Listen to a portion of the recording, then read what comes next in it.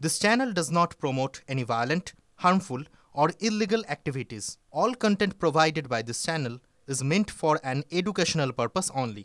CPM শূন্য 2011-র পর comrade Mohammad Selim শুনতে পাচ্ছেন 2011-র পর কোনো বড় ভোট একা লড়ার মুরদ হয়নি আপনাদের। মুরদ বোঝেন? মুরদ দম বোঝেন? দম হয়নি।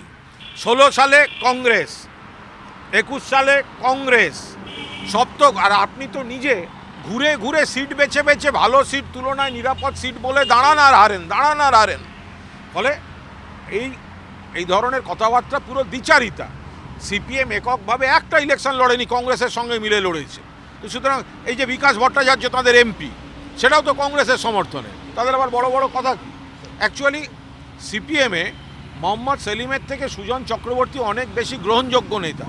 এইটাকে উনি সহ্য করতে পারেন না বলে পার্টির লোকদের বিভ্রান্ত করতে এই ধরনের স্টেটমেন্ট। আমার একটাই বক্তব্য, নানা সমাজে ঘটনা ঘটলে আমি টালিগঞ্জ ইন্ডাস্ট্রির অনেককে দেখি তারা বিবেকের ভূমিকায় নেমে পড়েছেন, রাস্তায় নেমে পড়েছেন। তারা হতে পারে তারা আমাদের পার্টিকে হয়তো পছন্দ করেন না ইত্যাদি ইত্যাদি, তারা তখন বিবেক হয়ে যান, তখন নানা রকম জ্ঞান দিতে শুরু করেন। আবার এখন দেখছি যে টালিগঞ্জের একজন শিল্পী রুক্মিণী মৈত্র, তিনি একটা বিনোদিনী চরিত্র করেছেন। এখন টালিগঞ্জেরই আর একটা অংশ, তাকে কিভাবে খাটো করা যায়, তাকে কিভাবে আপত্তি করা যায়, সেই সব নিয়ে হই হই করে নেমে পড়েছে। আমি সেই জন্যই একটা ব্যক্তিগত পোস্ট করেছি, এটার সঙ্গে তো পার্টির কোনো বক্তব্য নেই।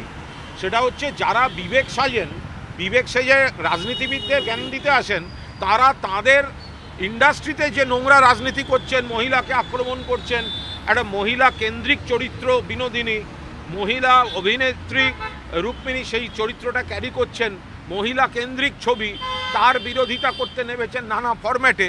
তারা রাজনীতিবিদদের জ্ঞান দিতে আসেন আর টালিগঞ্জ ইন্ডাস্ট্রিতে কুৎসিত রাজনীতি করেন। তো এদের আর সমাজকে জ্ঞান দেওয়ার কোনো অধিকার থাকে না।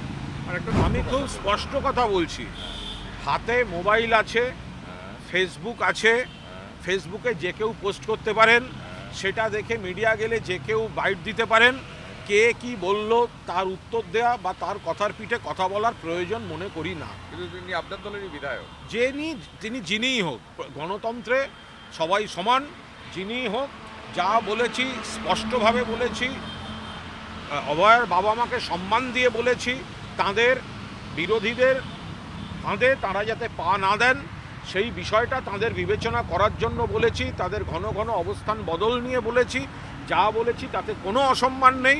এবার কে কি বলল তাদের কথার উত্তর দেওয়ার প্রয়োজনটুকুও মনে করি না। আমি তো কোনো অন্যায় কথা বলিনি, অবিবেচক কথা বলিনি। আমি তো নন্দিনী দেবী স্বামীর মতো বলিনি কারুর ঘরে ছেলে ঢুকিয়ে দেবো। আমি তো বলেছি, সেদিনকে কি নন্দিনী দেবীর কোনো স্টেটমেন্ট পাওয়া গেছিল? আমি দুঃখ পাইয়াছি যেদিনকে ওনার স্বামী বলিলেন যে আমি ঘরে ছেলে ঢুকিয়ে দেব, সেদিন কি নন্দিনী দেবীর কোনো স্টেটমেন্ট পাওয়া গেছিল? আমি দুঃখ পাইয়াছি।